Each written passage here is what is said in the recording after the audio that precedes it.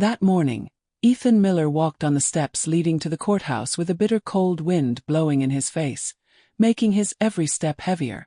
Feeling a sense of anxiety weighing down his shoulders, Ethan clutched the strap of his old backpack, as if it was the only fulcrum that kept him from falling. Beside him, his mother, Mrs. Grace, was silent with a tense and pale face, while his sister Chloe, who was only 10 years old, clutched her favorite stuffed rabbit. Although she did not fully understand the seriousness of the situation, Chloe still clearly felt her brother's fear. Breaking the heavy silence, Grace said softly, "Ethan, no matter what happens today, remember that you and I are always with you." Ethan didn't answer right away, just nodded slightly, trying to swallow the choking lump in his neck and focused on the courthouse, which appeared before him like a cold and strange fortress. Ethan Miller sat quietly on a chair in the small living room, his eyes fixed on the familiar notebook on the table, where unfinished superhero drawings lay quietly as if waiting for the next stroke. But today he couldn't focus on anything. The feeling of anxiety kept rolling in my heart like a wave that kept crashing against the shore. From a teenager who had always been seen as an exemplar, quiet, polite, and reserved, Ethan was now drawn into a vortex he didn't expect. He wasn't the kind of person who caused trouble, much less a saboteur. His peaceful days were often associated with painting in silence, reading fascinating science fiction novels, or playing with his sister Chloe in the small garden behind the house. But all of that was now only a faint memory, when before him was a serious accusation. The feeling of helplessness grew even greater as he recalled the sequence of events that had led to today. Initially, it was all simply a desire to help. He discovered a stray dog sheltering in an abandoned warehouse near the neighborhood. It has given birth to a small flock, but they seem to be exhausted from hunger and cold. Ethan couldn't ignore it, so he began to secretly bring food and water. He even used scraps of wood in the shed to seal the holes, helping to keep the dogs out of the wind. But then the worst happened. One day, the owner of the warehouse, Mr. Patterson, discovered the incident and immediately accused Ethan of trespassing and vandalizing property. The night before the trial, Ethan couldn't take a nap. The image of puppies cowering under a torn blanket haunted him. He didn't regret helping them, but the fear of the consequences he faced made him uneasy. Ethan didn't understand why his kindness was considered a wrong act, but he also didn't know how to explain it to strangers in court tomorrow. In his heart was a mixture of anxiety, fear, and a hint of discontent, a feeling as if he was caught up in a story that didn't belong to him. The courtroom with its soaring ceilings and shiny wooden benches made Ethan feel small and out of place. When he entered, his eyes caught a glimpse of Judge Anderson sitting on a high platform, gray hair and sharp eyes that seemed to be able to see through all thoughts. Ethan sat down next to his lawyer, Mrs. Harper, while the prosecutor, Mr. Bennett, who was flipping through a thick file, did not seem to bother to pay attention to him. "Everyone stands up," a voice rang out, and everyone in the room stood in unison as the judge entered. After motioning for everyone to sit down, Judge Anderson began reading the indictment in a deep and authoritative voice. "This is a case between the state and Ethan Miller. The charges include trespassing and vandalizing property. Defendant, have you pleaded guilty?" Ethan swallowed dryly, turning to look at Mrs. Harper. She nodded slightly reassuringly. Taking a deep breath, Ethan stood up, his voice trying to keep calm. "Sir, I don't plead guilty." Judge Anderson raised his eyebrows, clearly interested in the answer. "Not guilty." But he admitted to being at the scene. "How do you explain this?" Ethan hesitated for a moment, his eyes flashing over Mrs. Harper. When she motioned for him to continue, he took another breath, then began to explain. "Sir, I have no intention of causing harm. I just want to help. In that barn was a stray dog and its cubs. They are very hungry and cold. I brought them food and water, and even tried to use pieces of wood to seal the holes in the walls to keep out the wind. I don't know what else to do, and I don't intend to infringe on property." The courtroom was silent after Ethan's words. Even Mr. Bennett, who has always been tough, was a little surprised. Judge Anderson looked directly at him, his gaze becoming more intent. What about the graffiti and other acts of sabotage that the plaintiff presented? Mr. Bennett interjected, his voice cold. I don't do those things, Ethan replied, his voice firmer. I don't even have spray paint. Maybe someone did, but not me. Mrs. Harper stood up, her expression calm but full of confidence. Mr. Judge, I have the evidence to prove my client's testimony.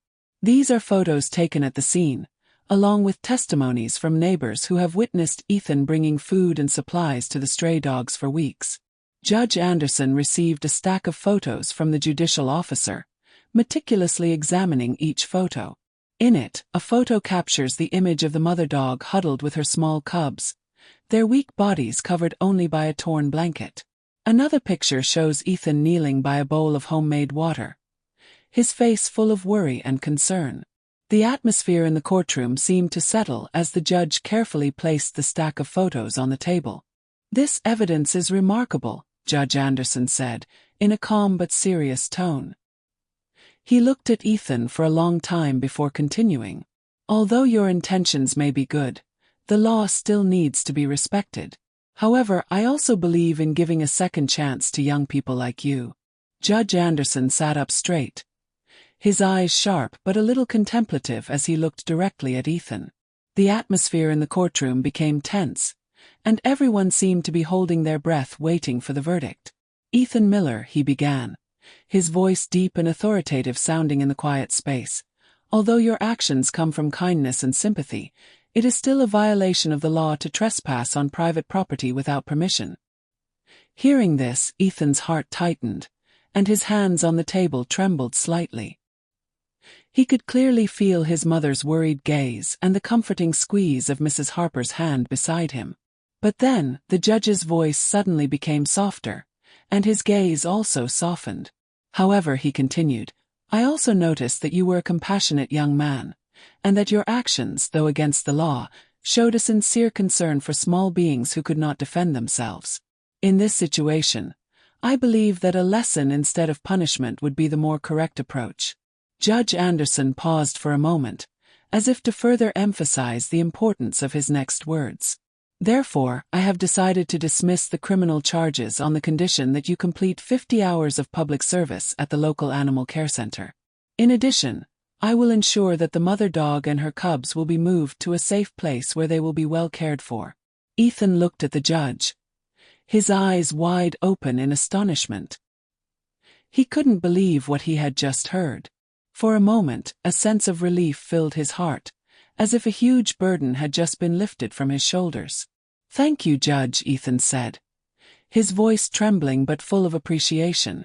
Judge Anderson smiled slightly, a rare but sincere smile. You're a young man with potential, Ethan. Remember, kindness is precious, but we need to learn how to act properly within the framework of the law. Next time, seek help instead of facing things on your own. Do you understand? Yes, sir, Ethan replied, his voice firmer. With that verdict, the atmosphere in the courtroom seemed to calm down, but the tension disappeared, giving way to a sense of relief and hope. As he walked out of the courtroom, Ethan felt the warm afternoon sun shining on his face, and for the first time in weeks, he found himself able to breathe a sigh of relief. Stepping out of the courthouse, Ethan took a deep breath, feeling the afternoon air with a hint of the warmth of the sun.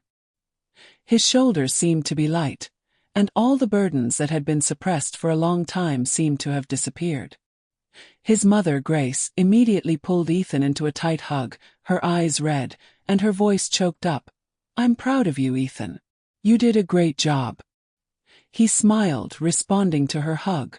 Thank you, Mom, he whispered, his voice low but filled with gratitude. Besides, Chloe also ran back, hugging her brother's arm tightly, her eyes sparkling with joy. Brother Ethan, you're like a real superhero. You saved the dogs and did the right thing, she said excitedly, her hand constantly squeezing her favorite stuffed rabbit. Ethan laughed, gently rubbing his sister's head. I'm just trying to do what needs to be done, Chloe. But thank you. Days after the trial, Ethan began working public service hours at the animal care center.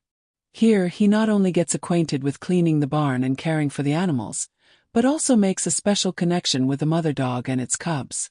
They seem to recognize their benefactor, always wrapping tangerines around Ethan whenever he approached. Word of Ethan's kindness and brave deeds quickly spread throughout the neighborhood. The reserved gazes and whispers that were originally replaced by admiration. Many people stopped by the center, bringing food and supplies for the animals. Some even offered to adopt puppies. Ethan's school also recognized his efforts, dedicating an article in the monthly newsletter to honor his kindness and bravery. Friends and teachers all expressed support, making Ethan realize that he was not alone. Every afternoon, when leaving the center, Ethan would take some time to stop and look at the mother dog and her cubs. They are gradually getting healthier, preparing to be adopted by kind families. Ethan felt his heart fill with contentment, not only because the animals have been saved, but also because he has found the true meaning of helping others in the right and sincere way. On the way home, the bright afternoon sun covered the neighborhood, and Ethan walked with a ready mind to face any challenge that awaited. After stepping out of the courtroom, Ethan felt like a huge mountain had just been lifted from his shoulders. The air outside seemed to be fresher, and the afternoon sun became unusually warm. He stood still for a few seconds, taking a deep breath, allowing himself to fully feel the relief he had been longing for all these weeks. Grace immediately pulled him into a tight hug. "You did it, Ethan," she said, her voice choked up but full of pride. "I always believe in you." Ethan hugged his mother, feeling the warm tears seeping into his shoulders. "Thank you, Mom," he whispered in a low but sincere voice. Chloe, the little sister, ran up to her with a radiant face, eyes sparkling with joy. "Brother Ethan, you're a real superhero. You saved the dogs and got through it all," she said, her hand still clenched tightly around her favorite stuffed rabbit. Ethan laughed, rubbing Chloe's head slightly. "You're not a superhero, Chloe. He just does what needs to be done. But thank you." In the days that followed, Ethan began public service at the animal care center, as Judge Anderson had ruled. He quickly got used to the work here, from cleaning the barn to taking care of abandoned animals. The mother dog and her cubs recognized him immediately, always wrapping their arms around Ethan every time he entered. Such moments made him feel that all the difficulties were worth it. Rumors of Ethan's compassion quickly spread in the community. The initial suspicious and murmuring eyes have turned into support and admiration. Many people in the neighborhood visit the center, bringing food, toys, and even offering to adopt abandoned animals. At school, Ethan also received encouragement from friends and teachers. In the school's monthly newsletter, Ethan's story is shared as a shining example of compassion and responsibility. He realized that, although there are times when it seems lonely, when you live true to good values, support will naturally come. One afternoon, as he watched the mother dog and her cubs prepare to be adopted by a new family, Ethan felt a deep sense of happiness. He not only saved them but also gave them a better chance at life. The afternoon sun covered the neighborhood with a warm yellow hue as Ethan walked home, his heart full of hope and readiness to face all the challenges ahead. He knew that this was just the beginning of his journey to adulthood. The story of Ethan and his brave deeds quickly spread throughout the community, becoming the subject of conversation in coffee shops, family gatherings, and even street conversations. Initially, many people still held prejudices about him, but when they understood the real reason behind Ethan's actions, admiration gradually replaced judgment. The neighbors began to look at Ethan with different eyes, no longer a troublesome boy, but a teenager with a kind heart. The animal care center, where Ethan performs public labor, suddenly received great attention from the community. Those who were once indifferent now began to bring food, blankets, and toys to support. Some families have also volunteered to adopt abandoned animals, something that used to be rare. The staff at the center, even though they are used to their daily work, also feel a noticeable change in the atmosphere. They see the power of kindness when it spreads in the community. Ethan's school also contributes to replicating the story. In the monthly newsletter, a picture of Ethan with his mother dog and cubs appeared on the cover with the headline, "Small Actions, Big Meanings." Teachers and friends all expressed their admiration, Some even came to the center to volunteer with him. Working hours at the center are not only a responsibility, but gradually become Ethan's joy, when he finds that he is no longer alone but always has a companion. Ethan's story also sparked a movement in the neighborhood, as people began to pay more attention to the small and vulnerable creatures around them. Dogs and cats wandering the streets gradually disappeared, replaced by posts on social networks looking for owners or pictures of them being well cared for in their new homes. One evening, during a neighborhood meeting, an elderly neighbor stood up and said, "Ethan taught us that kindness doesn't always require great actions. Sometimes if we care and act, no matter how small, we can change an entire community." Applause rang out, and Ethan, though sitting quietly in the corner of the room, couldn't help but feel proud. Looking back, he realized that what he did was not only saving the dogs, but also creating a wave of positive change. Standing in the midst of a community that is becoming more united and loving, Ethan understands that compassion, when spread, has the power to change more than we can imagine. After all, Ethan realized that the journey was not just about saving the dogs, but also a profound lesson in responsibility, courage, and the power of compassion. He realized that sometimes, doing the right thing isn't always easy or immediately understood, but if you stick to your values, everything will eventually become clear. Working days at the animal care center changed Ethan in many ways. He learned how to care for vulnerable creatures, not only with his actions but also with patience and love. The dogs and cats, from the initial worried look when they were brought into the center, gradually became more trusting and friendly. Ethan realized that, like humans, they also need time to heal and feel safe. Ethan's actions not only changed the way others viewed him, but also helped him change the way he saw himself. From a timid teenager, he gradually became more confident, understanding that he could make a difference even in the most difficult circumstances. He also realized that, instead of taking care of everything himself, sometimes asking for the support of those around him is a way to solve problems more effectively. One evening, as he sat in his room, Ethan looked at the old backpack that had once stored food and water for the mother and cubs. He recalled moments when he seemed helpless and wondered if he had done the right thing. Now the answer is clear. He not only saved the life of a small family, but also sparked a movement in the community, changing the perception of many people and himself. With the lessons learned, Ethan is determined to continue his journey. He began to participate more in volunteer activities, not only out of love for animals but also because of his desire to spread the message of compassion and responsibility. Although the road ahead is challenging, Ethan knows that he has found his purpose and strength. And most importantly, he understands that big changes always start from small actions, coming from a sincere heart. The main message of Ethan's story is not just an act of saving animals, but more profoundly a lesson in courage, responsibility, and positive change that each individual can bring to the community. Ethan has proven that sometimes seemingly small and simple things, like caring for a mother dog and her cubs, can have a far-reaching impact. Not only did he change the lives of animals, but he also inspired both the neighborhood and the school, inspiring a spirit of solidarity, compassion, and sharing. The story reminds us that, in today's society, sometimes we forget the value of small but meaningful actions. Everyone can contribute to change, even in the most difficult or arduous circumstances. Ethan learned that, to do the right thing, we don't need to seek perfection, but only sincerity and a willingness to act. When a person stands up and does good, not only them but the whole community is changed.